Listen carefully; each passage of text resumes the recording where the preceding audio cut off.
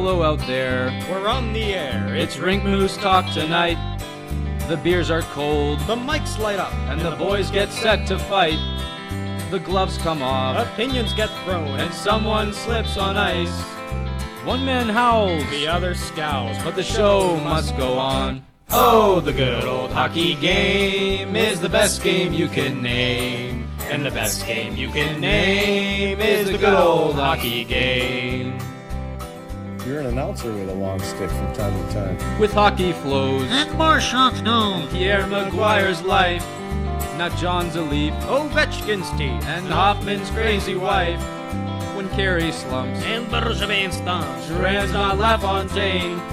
Jokes aside, it's podcast time, and Rink Moose is the name. Oh, the good old hockey game is the best game you can. Hello, ladies and gentlemen, and welcome to episode 39 of the Rink Moose Hockey Podcast, a weekly episodic podcast where two good friends gather around a round table and discuss all things in the NHL and their implications in fantasy hockey. I'm one of your hosts, Nick Costu, along with my good pal this fine afternoon. Actually, not so fine, quite thunderous out. It's thunder. Thunderous on this Tuesday afternoon in the lovely city of Toronto. Loveland. With my good pal, co-host, Kyle Nice. Kyle, how are you today? Doing pretty good, Nick. We're back here after another schmuck loss last night in our 3-on-3 league. Yep. Ladies and gentlemen, we're 0 for 5, is it? 4. 0 for 4. Yet to win a game. Last night was a bit closer. We were, 10-7? But, you know what, Nick? I think it's time to implement the system. The lock. We simply don't have the talent to compete with most of these teams, and the skating for sure too. Yeah, the hockey sense needs to take a notch up. We all got to play like Mark Stones and Ryan O'Reillys. Yes. We can't skate like the Wind. We can't shoot like these mooks on the other teams. No. We need to change things quite dramatically. The big question when you get into leagues like this, and this is where it gets tough to be a coach/leader, is how much do you push your guys and how much do you implement control, knowing that it is such a recreational business, right? Like, we don't want to lose the room implementing a system or putting lines together or anything like that. But you know how you get people to buy into a system? Winning you games. Lose a lot of games first. You lose. Yeah. You let the pain seep in. Let it seep. And then the players buy in. Yes. So some serious preaching will have to be done in the weeks ahead. Agreed. Bench management. Yeah. I don't know about that. Everything. Yet. Not until playoffs can we start benching guys. No, I don't mean benching guys. I just mean Okay. getting our lines in sorts. We're learning about the team every week. The good thing is you leave every loss knowing more about the team. You got to leave every loss having learned more, right? So you can learn from your mistakes. Yeah. So at the very least, we're learning each and every day about what we got in front of us, and now we just got to make it work. And hell, even the stats guys haven't even got it together. I've scored a goal that you haven't seen, so you're in denial. I've even scored a goal. Haven't seen it yet. That's gone. Dante, proud friend of the Rink Moose Podcast, he scored his first goal last night. He didn't even get credit for the goal. Are you serious? He's crying downstairs right now as we're talking. God. He did not get the goal. Did you score last night? I did. Okay, They counted it. So we were wondering if his goal went to you, but No, I got one. so clearly went to somebody else. That's treason. So Dante had a goal and an assist. He didn't get either. They don't do assists. No, false. His assist went to someone on our team. Some guy has an assist. So what I think they only count about a quarter of the assists that go on. They have to be like super primary assists. Even like I didn't get even that is tough. They will not unless they're feeling good about it. They'll put it down. But basically they count goal scoring for the most part, and then the rest of it's forget it. Yeah. So the stats have been quite disappointing to this point. So none of us can really, have any trust in who exactly is doing this. It certainly has fallen below my expectations given what we were expecting. But, at the end of the day, it's about the team, and we got to get our act together. So Yeah. On to the next one. Well, here's one more thing is that the toughest thing about we added a guy, great guy. We've got 10 skaters now, which tends to mook the lines a little bit. So you never know who you're going to end up playing with. And sometimes lines are better than others. And we've come to realize that. And then, Like if everyone stays on for the same amount of time, then we don't have an issue. Everyone plays Right. with the same guy. But if one guy's on for 4 minutes and another guy's only on for a minute, well, that's when the line get mooked. So again, that's something we're going to have to preach as well, is shorter shifts, especially when the other team's out skating us, right? Yeah. All right. Well, Regardless, enough of the novice league, the league nobody cares about, and on to the one that actually means something. And that's the lovely National Hockey League. We are into the Stanley Cup final. Lame. It is the St. Louis Blues and the Boston Bruins, as I predicted on the last show. Oh, yeah. I am now a perfect 6 for 6 in my predictions since the first round, so I will tap myself on the shoulder for that one. Kyle, not so much, but we'll leave that on the side. So yeah, we got those two teams. We'll start with recapping just what the hell happened. The most anticipated series, of course, was San Jose, St. Louis, my two big horses in the race. I thought it would be a tight series. I thought it would be a long series. It certainly was that. Maybe not the ending I was expecting. Maybe not the direction I thought it would go. But in the end, St. Louis wins this series in 6. I've watched every game of the series. When I just came back from a vacation and from the Caribbean, I was watching these games every night I could.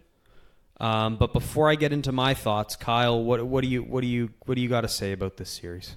I was a little disappointed with how things shook out in the end. You know, those big blowout losses to San Jose at the end. It almost seemed in a way that karma finally caught up with them. It was one of the most tainted runs we've seen in a long time. And while it did make it special for some of the older players to get that far, it was tough to deny the hockey gods any longer than they did. So I think they lost 5-0 in the second last game and then 5-1 in the last game.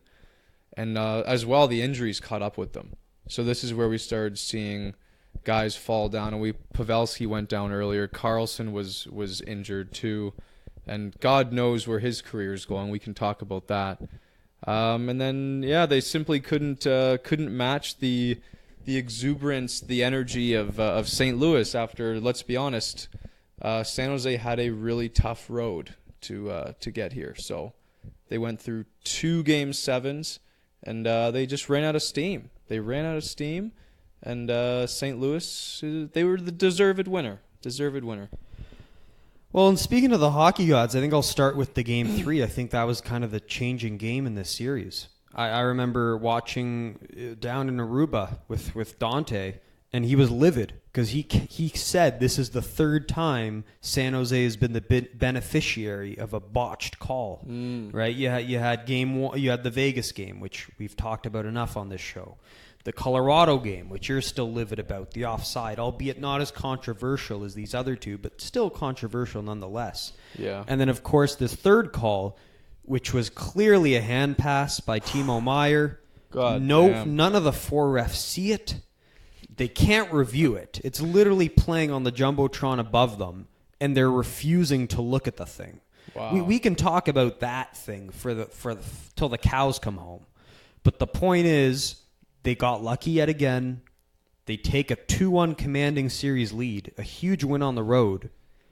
And the reality is they didn't win a game after that. It seemed it fueled St. Louis. They won a Game 4 that a lot of people said they were fortunate to win given the late push San Jose had in the last 40 minutes of that game. They win the Game 5 in San Jose. And where I think they started to impose their will on the Sharks. We saw Erik Karlsson leave the game early. He was kind of in distress. And then, of course, Game 6, you're no Pavelski, no Karlsson, no Hertl, right? So that's like 3 of your top 5 players on your team. You're done. You're absolutely done. Done. I know they called up the Gambrell kid, and he scored a goal in Game 6. That was good to see. But, man, they were grasping for straws. Yeah. And it just seemed like the St. Louis Blues, this hard-nosed physical team, they had a plan. It was like starting from Game 1, we're going to, like, fuck up Carlson. Like, we're gonna destroy him. Thornton, destroy him. Pavelski, destroy him. All these 39-year-olds and the guy who's been laboring all season, Carlson, let's just muck them. And they did that. Guys like Shen would throw his body around, the Maroons, Sammy Blais, who I love. I think he's forged an identity as a kind of physical two-way player. You know, I knew what a Fabry was, but Blais, he was kind of a prospect. I didn't really know what he was, but of late, he's really caught my eye. Binnington was great when he had to be. I wouldn't really say he was amazing, but he was just good when he had to be. Tarasenko, he was a point-per-game guy in this series after a quiet 2 series earlier before that. O'Reilly had to make some adjustments. You know, Couture was beating him in the face-off circle, but he stepped it up later in the series. I know they lost Vince Dunn. But, you know, the reality is a guy like Gunnarsson filled in just fine. It was just, they had a goal. Let's beat the shit out of this team. They got old guys. They've got injured guys. Let's just impose our will and physicality on them. They did that. And I think in Game 6, San Jose just had nothing left. It's amazing the way Berube managed his game plan. Was this hard for you to watch at all, Nick? Absolutely not. Really? Yeah, I mean, a part of me was rooting for the Blues. I'll admit that now. Why? Now, I couldn't say that before the series because I didn't want to seem biased. But now at the end of it, I was going for the Blues. I will admit, they did get lucky in the Vegas series. I had Vegas winning the series. They locked it down. They had the magical run, but they still didn't deserve to have that opportunity thrown their way. I think they earned the win against Colorado. I won't go down that road. But the luck plus the fact that, you know, I have more of a connection with the St. Louis Blues. I was just there a month ago, spoke to some fans. Great sports city. Can't really say the same about San Jose. Terrible place. Yeah, I mean, it doesn't. I mean, the drought that St. Louis has been on, the story. 49 years. Exactly. It's amazing, and all those things added together made me feel this was the right call. The right event happened. It had to go this way. It couldn't have gone the other way. Even though the veteran presence on the other team with the stories and the magic. Don't care. You got to earn it. I don't care how much if you're a veteran. You got to earn your cups. You can't just be given a cup with some botched calls. The hand pass was ridiculous. That can't happen. That was probably the worst, most obvious one. Yeah, that was just missed. It was brutal. Especially like it still boggles my mind how a ref can't look at video review. Yeah, you should be able to look at everything. If it's so blatant and obvious that there was a mistake on the ice, and all it takes to remunerate that mistake is to just look at a 10-second clip on your tablet on the side of the bench, then do it. It's almost as if they're saying, the second we start looking at tablets every minute, then the NHL is going to take our jobs from us because we're going to be deemed irrelevant, right? It's like they're closing their eyes, the tunnel vision, and saying we don't want to look at reviews because it's going to make us look bad. Yeah. Well, you're already looking bad by missing these calls, so why not at least make the situation right by actually bringing in video review? It's ridiculous. Yeah. And the Jeff O'Neills of the world will say that he doesn't want the game slowed down by all these. The game's not going to slow. The game's fast enough. I mean like with taking all these stoppages to replay. I don't care plays. if it means getting the right call, like justice. Okay, this is now the jurist speaking, but the fact you want the right call. Yeah. I don't care if they have to cut to commercial break or have a 3-minute stop in action. Get the right call so we're not talking about this for the next days, months, and years, right? Yeah. Like what's 5 minutes matter in stopping a game if it's going to stop all this commotion that basically we're talking about at this moment? So Stupid. San Jose crumbles next year, falls out of the playoffs, loses Carlson, Thornton's on his last legs, probably retires. What goes on next year? I think Doug Wilson, he's going to have to sit down, general manager, and he's going to have to think, okay, do we want to become the St. Louis Blues? Do we want to be a heavier team? Right? A good quote by Pete DeBoer after his elimination was, the two teams left are the heaviest teams in the league. So at the end of the day, we talked all year. We talked all year about the death of heavy hockey, and you were smiling and I was crying. But the reality is, in the playoffs, it still gets it done. The heavy hockey formula still leads to success, and the Blues and the Bruins are the heaviest teams in the league. You can't argue against that. So San Jose, they're gonna have to sit down and go, okay, how do we become heavier? Or they're gonna go, no, we need to be faster, and we need to get younger, right? Get these older guys who are getting injured out of the room. So they got to go one direction or the other, and that's going to be a big debate. As far as the two vets go, Thornton and Pavelski, I know Thornton turns 40 in July. I know Pavelski, he's not getting any younger either. Both unrestricted free agents. I think the most likely outcome is they both come back. I just given how at peace they are with being in San Jose. I can't see them retiring. I sure as hell wouldn't like to see Thornton retire, especially after getting so darn close. But I've heard a lot of trusty sources saying they're going to move on. Pavelski, he's a Wisconsin native, so he might want to move away from San Jose to go to a team that has a better shot at the cup, given his years are 1 or 2 years left. Maybe Thornton does the same, right? We saw Patrick Marleau do it for the Leafs. The guy was a Sharks his whole year. And he, at the end of the day, he walked. And the Leafs are in a better position to get a cup than San Jose. So he made that move, and we may see Thornton and Pavelski follow suit. So I can't say for certain I know what's going to happen, but if there's a most likely outcome, I'd say they both stay. But it's fascinating. Along with Columbus, it's one of the definitely most fascinating off-season teams to keep track of. Well, I think back to the Matt Sundin thing where he left the Leafs to go play with Vancouver for that chance of winning. But to be honest, I don't see Thornton as a guy who cares as much about actually winning. I think he just loves the sport, and I think he really is super comfortable and loves San Jose. So that's why I think he will, stick around for that reason. I think Pavelski's got some good years still left in him, so that'll make him stay as well. But you brought up the point about how the heavy hockey thing is kind of it's rearing its ugly head, because when Pittsburgh went back-to-back, they kind of set the template for a championship team, which was speed, and skill. And then the league kind of followed. Like, we know this is a copycat league, and everyone kind of went, all right, we got to get faster, we got to get more skilled. But what we're seeing here, and even a little bit with Washington last year, is more of a switch to the heavier style winning out. I mean, Boston beat Toronto with that formula. Toronto is a skilled, fast team. Boston was the heavier, more defensive team. So this is why I question, what is the league? How is the league going to react to this? Are we going to continue our trend of getting smaller, skilled, more quick? Or are we going to maybe balance things out a little bit more? Because the trend before this playoffs was skill, skill, speed, everything done. Heavy hockey doesn't win anymore, Nick. That's what the motto was. Has that changed in a lasting, impressionable way on this league? I think we're going to see a hybrid. I think we're going to see teams go, we should play the speed game for 82 games.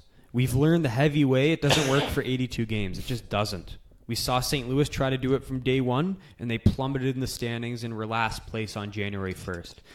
The Kings plummeted 20 games in. Ooh, I mean, they're bad. It's not sustainable for 82 games. It's stupid to play that way for 82 games. I think you adapt. You think of a hybrid approach. You go, we're going to go speed for 82 games, not impose our will that much, not make ourselves as vulnerable physically so guys like Carlson are barely standing come the playoffs. And then come playoffs, you flip the switch and change your identity. And the Leafs, they kind of adapted some of that. We heard Babcock say we got to change the way we play in the playoffs. Less loosey-goosey, more attention to detail. So I think a team like the Leafs is a team that kind of has the right idea. It's just a matter of them, not just having the right idea, but also, implementing it and bringing their idea into action. So I think that's kind of the hybrid approach that teams they got to aim for sure. Hybrid is good. Yes. Hybrid, yeah.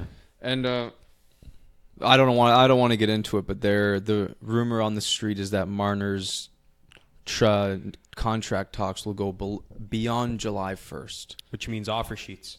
Yes. Which Pierre Maguire did predict he will get offer sheeted. So yeah, so we'll keep an eye on that for sure. But we better move on to Boston, Carolina.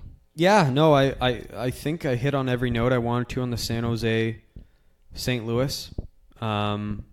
Clearly, I mean, again, Thornton was very upset. You saw his reaction after the game. He went right off the ice. Interview, very brief. Pete DeBoer, it looked like he was glossy-eyed, almost was crying at the podium, talking about how he was just ashamed of himself and the team, how they couldn't do more for Jumbo. Oh. He said it's a shame. We can't do enough to get him to that elusive cup. So that was kind of sad to see. Jumbo. But they move on. You know what? What? Maybe he will go somewhere else. Maybe he should. Maybe if he anyone should. will have him. Like, I don't even know. Is he still good? Tell me. Is he Well, good? he had a great Game 3 in the series. He was arguably their best player in the Game 3 in St. Louis. Really? Yeah, from time to time, he's capable of putting together a good game. The playmaking's there. Still there. The skating, not so much. I think as long as you implement him correctly, give him bottom 6 minutes, don't give him top 6, and then give him a lot of power play time. As long as you do that, I think he's a valuable asset on any team in the NHL. All right. Plus the character in the room. This that's guy the biggest part. This guy arguably has the most character in the entire league. So Oh. seriously, Character, yeah, but maybe like whether it's good or bad or we don't know. But character, yeah. so I think there is a place for him if he does want to test the market. That's the golden question. Will he even want to? As a fourth liner, perhaps. Absolutely. Fourth liner Absolutely. on a good team. Yes. Not Boston. Any other good team, but not Boston. He couldn't go back there after the whole era. But wouldn't that be cool? If he went back to where he was drafted, Yeah. to where he got traded from, I think that'd be. I don't so think cool. there's a lot of pride there. I think that would kind of tarnish his reputation among his peers, you know? I guess so. We'll see. Yeah. Maybe the Leafs. Yeah. We'll see. Why not? I'd love that. Why not? I think that'd be great. Him and Marlowe? Oh my god. Yeah. Maybe take do you- out Marlowe. What do you mean? You think I don't know if you can afford to have two slow guys on the Oh. ice.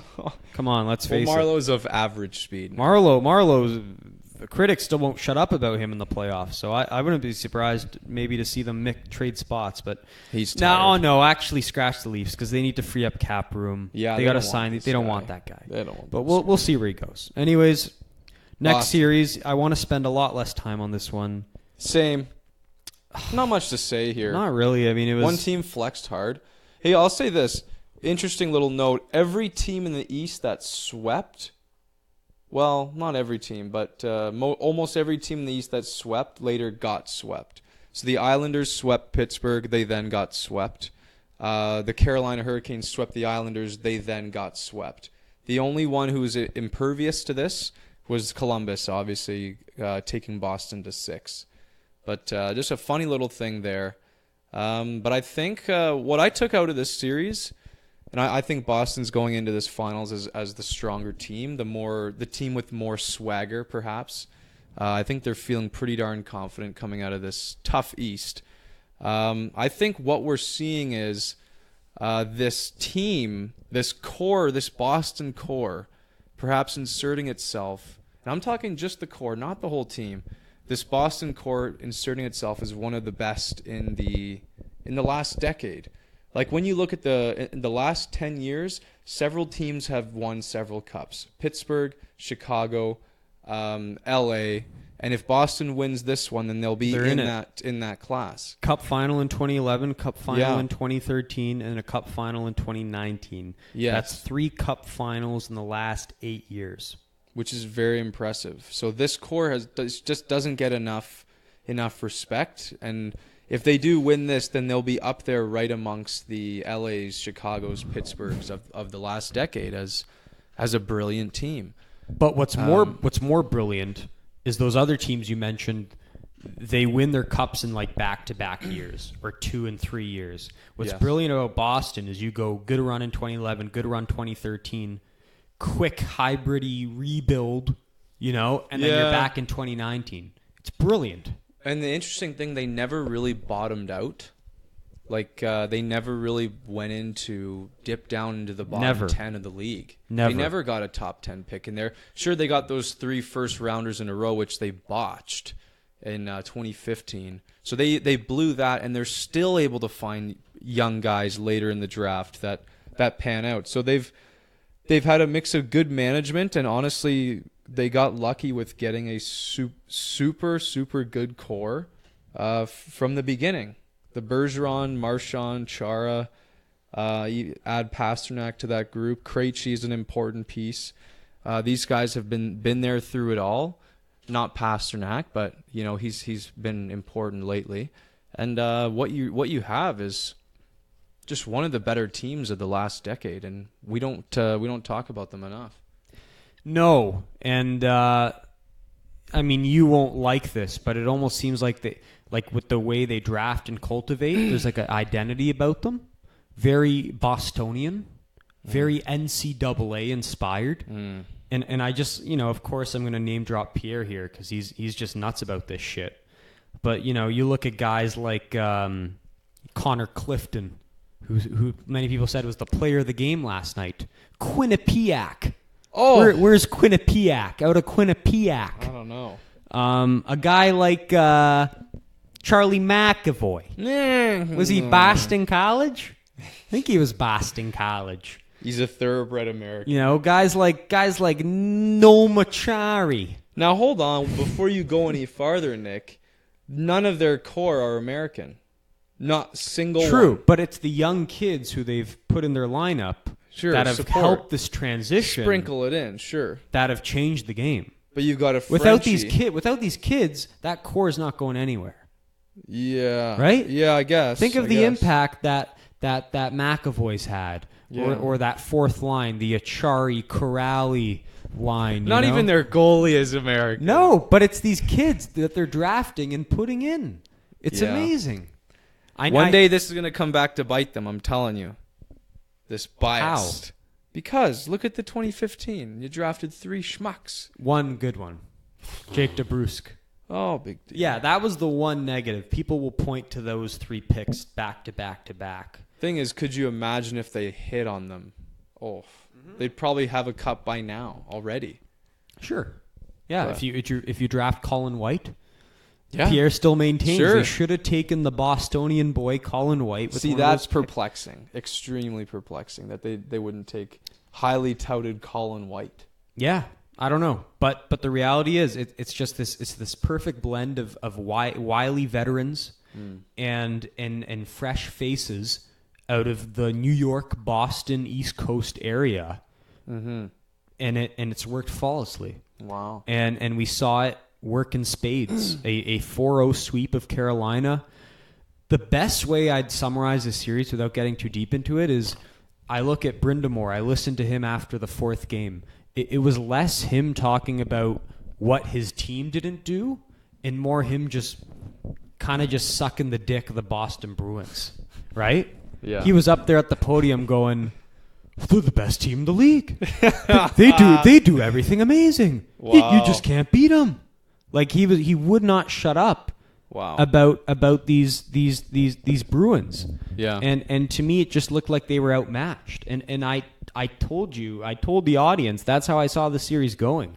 And I know we don't like to delve too much into lineups and matchups, exhaustively and too much, but if you just compare these teams, they were nowhere in the weight class of the Boston Bruins.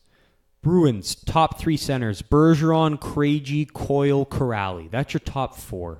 Wow. Carolina, Aho, Stahl, Greg McKegg, and Lucas Wallmark. Greg McKegg is where it falls off. Those 2 bottom guys are arguably in the AHL. Yeah. Greg McKegg was with the Leafs in the AHL just 2 or 3 years ago.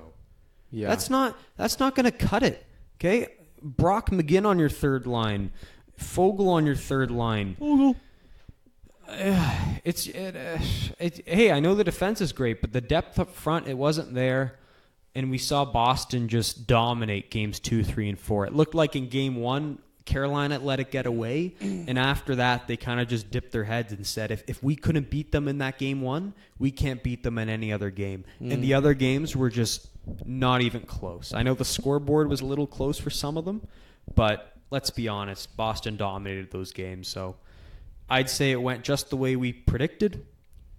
And kudos to Carolina. It's going to be an interesting offseason to see what they do, especially with the owner who seemingly no one understands what direction he's going in, what the hell he's going to do. He could trade Sebastian Aho tomorrow for all we know, right? Like, this guy's a mystery man. Yeah. So it'll be another fascinating offseason, but I'm sure they're just proud to get there, the conference final. They had no business getting that far, and they did it. So kudos to them, and of course, kudos to Boston to getting to the Cup final. Yeah, the one where I will give Carolina credit is they do have the number 1 best AHL squad out there. They're going into the finals there, and I've actually watched them play in person. They're a really good squad, really good players hanging out AHL down team. There. The Charlotte Checkers. Yeah, they just beat the Marlies. Yes, they're a very good team.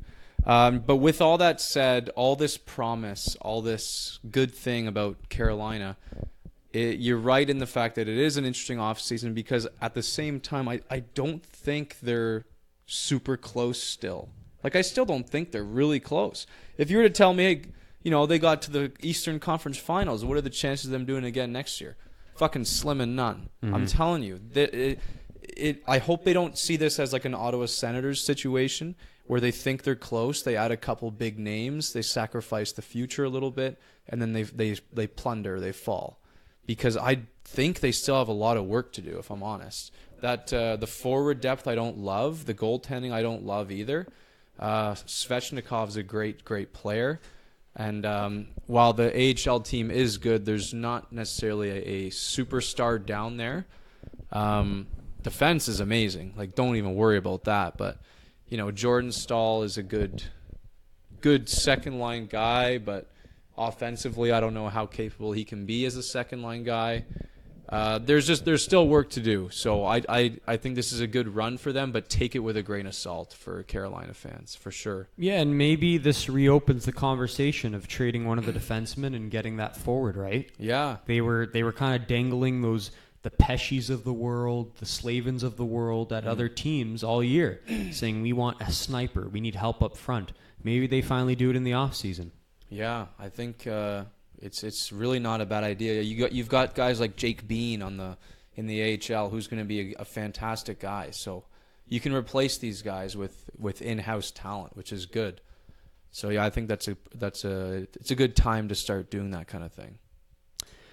Well, shutting the book on the Carolina Hurricanes, we move on to the Stanley Cup final. As Pete DeBoer said, the two heaviest teams in hockey.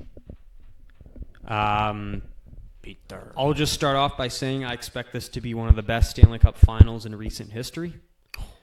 It is almost two teams that deserve the cup at this moment. Like, if I were the man with the white gloves, I would hand them the cup right now. If there were two cups, I'd give it 2 cups to them. No. One to the other, one to the other. Really? But there's only one. Only one team can win the cup. The other will be heartbroken. Two very deserving teams, right? Just a resilient bunch in St. Louis, right? Yes. You go down to Dallas, 2-3. We'll start with Winnipeg. You go down to Winnipeg in that Game 5 we were watching. Jaden Schwartz had to score that miraculous goal to get them back in it. They win that game, they win the Game 6. You go to Dallas, you're down 2-3. You got to win 2 games. The first in Dallas, the second, a double overtime game winner by the St. Louis native Patty Maroon. And then you go to the San Jose series where you got to literally beat the team of destiny in San Jose, and you do it in 6 games. Imposing your will, breaking their bodies in the process. Oh, it's brutal. It's a great path. It's a great story. They're definitely more the destiny team of these two, given the storylines, right? The Yeah. Patty Maroon goal I just mentioned. Jaden Schwartz, I believe, unfortunately his sister lost her fight against cancer very recently. That's a huge story if he wins the Conn Smythe. The new coach coming in halfway through the year, ascending from literally the bottomless pit of the standings. Young Binnington coming into play. The storylines are amazing with this team. They just are. This team, if this were like a Hollywood script, this should be the team that wins. Okay? Mm-hmm. The other team, talent throughout the board. Like I said, wildly veterans. Had a tough path. I think Leafs in 7 was tough. I think having to play Columbus after them sweeping Tampa in 6, that was tough. Carolina was a gimme, but those two are still very tough matchups.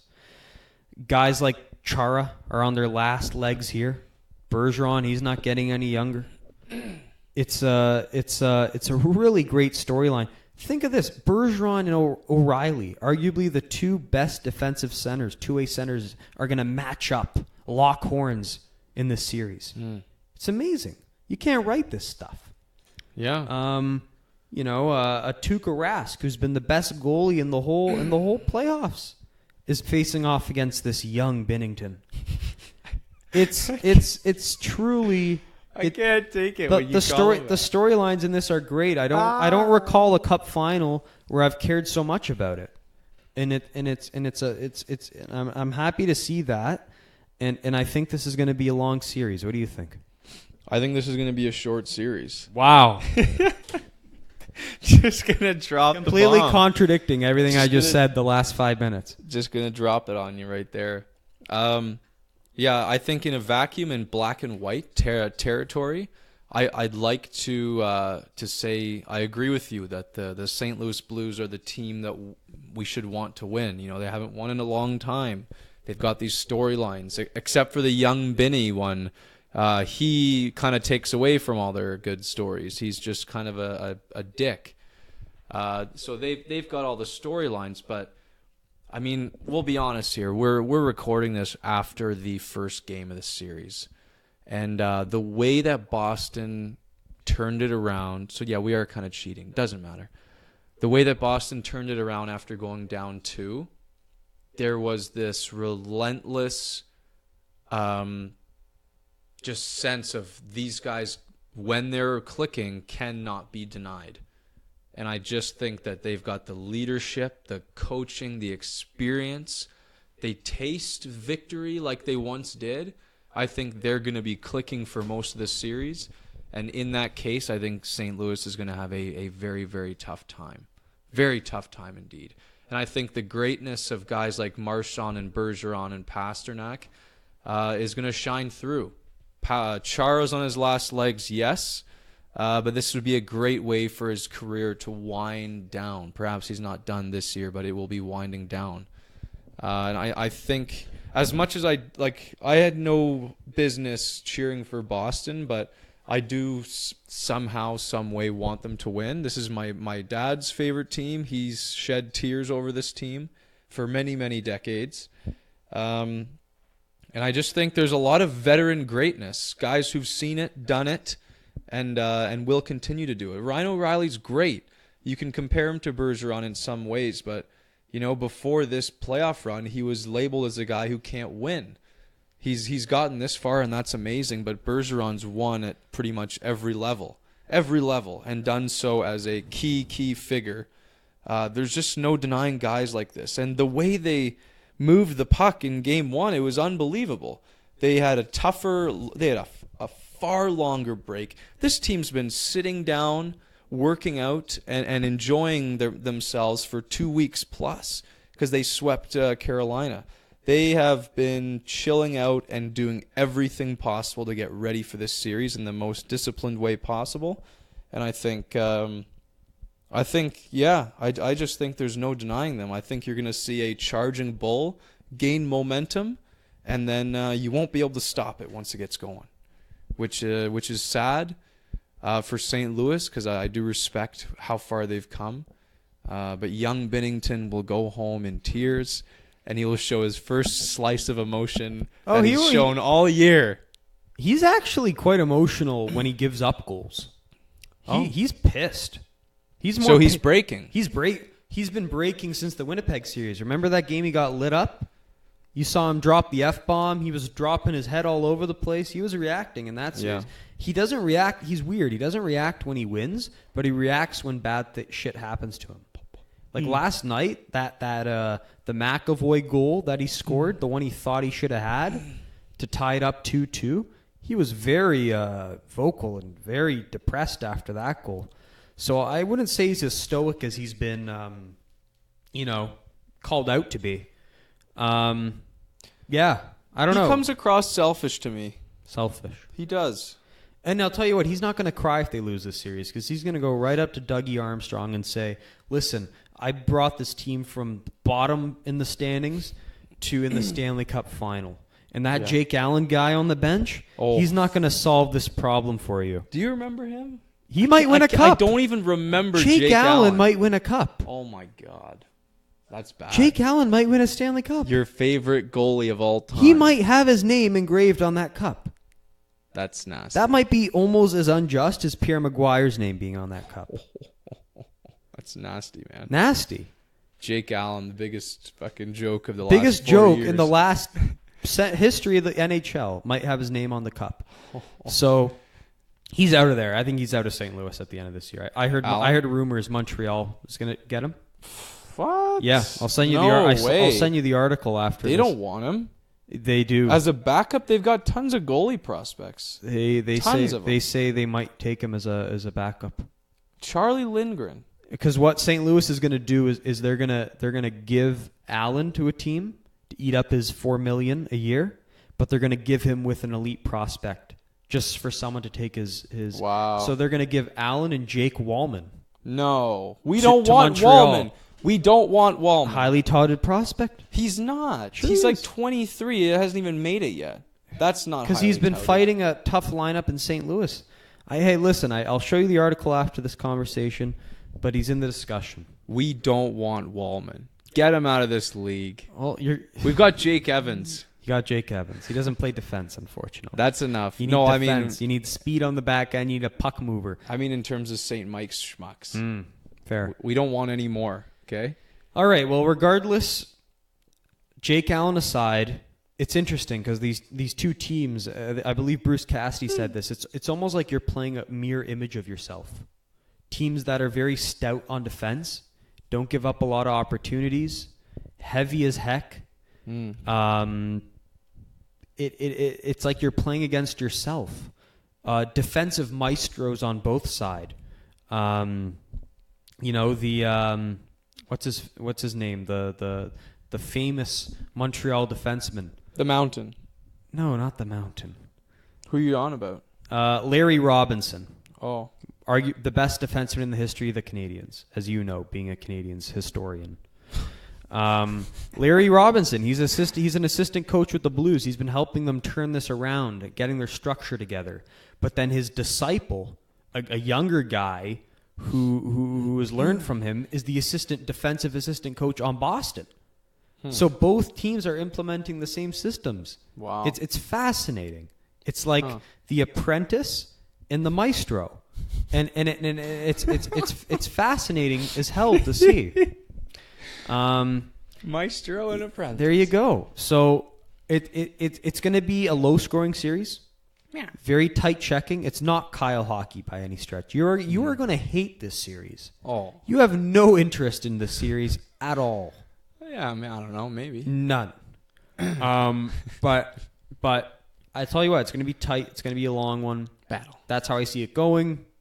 I want to see character. You want to see character. I won't see that. You'll see O'Reilly. You'll see Bergeron on both sides leading the character charge. Yeah. The character charge. Schwartz's character. Schwartz's character, man. Lots of it. Lots of character. Good. But Boston, they've got a ton of it as well. So it's tight. And just to wrap this up, full disclosure, last night on the way back from our 10-7 loss 3-on-3, I hadn't checked the score of Game 1 because we're recording this the day after Game 1 for the record. Dante asked me who I thought I was going to win. And my instinctual reaction was the Boston Bruins. I told him Boston, and he kind of, shook it off and said, "You're a dummy. St. Louis is going to win. What did you learn from the San Jose Vegas series? Go with your heart. Don't go with the mind. It's boring. Always go with your heart," right? So I thought about it. Still like Boston. And then they won game 1. St. Louis is up 2-0. Pasternak makes a stupid behind-the-net pass, jeopardizes his team, but they find a way. And Binnington collapses, and they take this 3-2 win. If they lost that game, you're down 0-1. You lost your first game at home. That's huge. But now they seem to be in the driver's seat. I expect St. Louis will win game 2. That's just their MO. They lost the first game against San Jose, if you recall, 6-3 in San Jose. They came back with a great effort in game 2. So I think it's going to be long either way. Again, I'm thinking about it.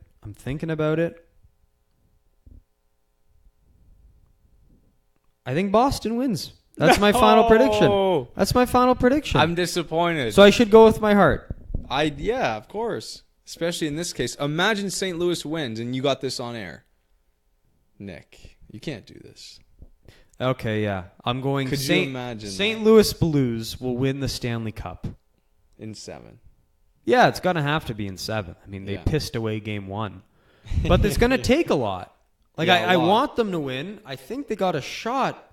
But this Bruins team just doesn't falter. They're too darn good.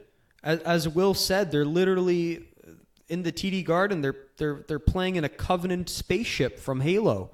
It's hard to win there, and they're gonna need everything, and they need Vince Dunn back. I think he added a lot on the back end because they just look like a bunch of giants on the back end who can't skate.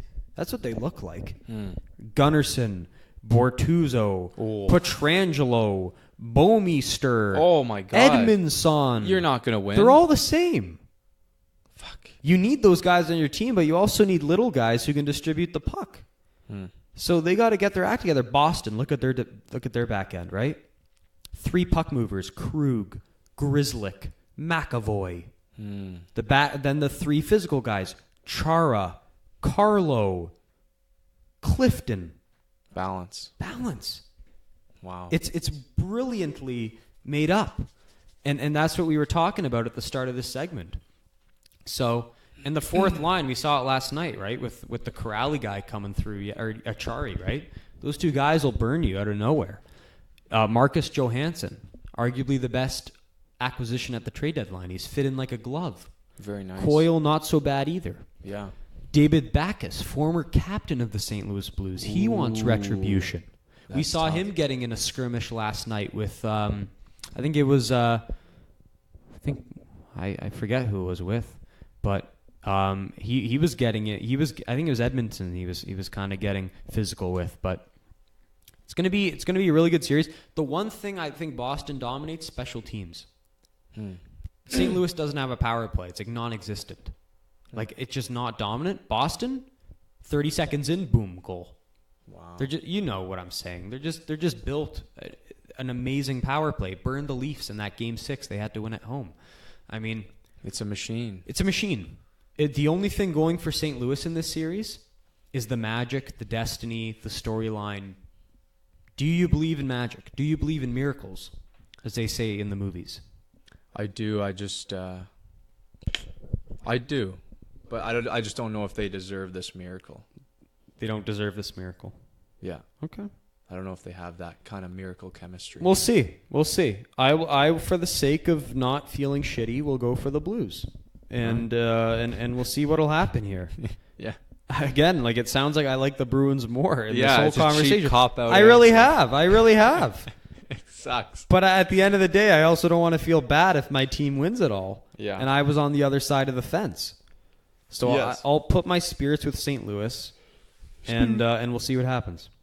How's that sound?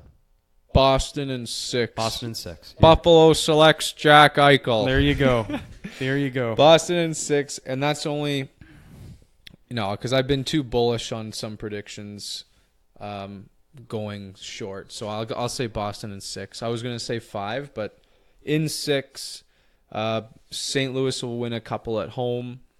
I don't think they're going to win tomorrow. and then it'll be done. It'll be over, and we can rip the Band-Aid off and say, nice try for the team, Nick, and we'll get on with our lives and get to the more important matters, which is the draft. Yeah. Kyle and I were just talking about that before the show. I mean, he's a huge draft junkie, as you guys all know. I myself have been reading more on it, given these fantastic articles on The Athletic that just really dive deep into these kids. Poorly written, by the way. Poorly written. This Corey Pronman has not, him and Kyle have not been getting along. No, he called me, asked me some opinions, and I just told him to take his business somewhere else. So we'll get into that. Like we're not gonna, next episode, our 40th episode, a big one, we'll be getting into obviously what the heck happened in the Stanley Cup final, as well as the draft. So it's going to be a hell of an episode. We hope you all tune in. And until then, enjoy the Stanley Cup final. As I said, I think it's going to be a blast.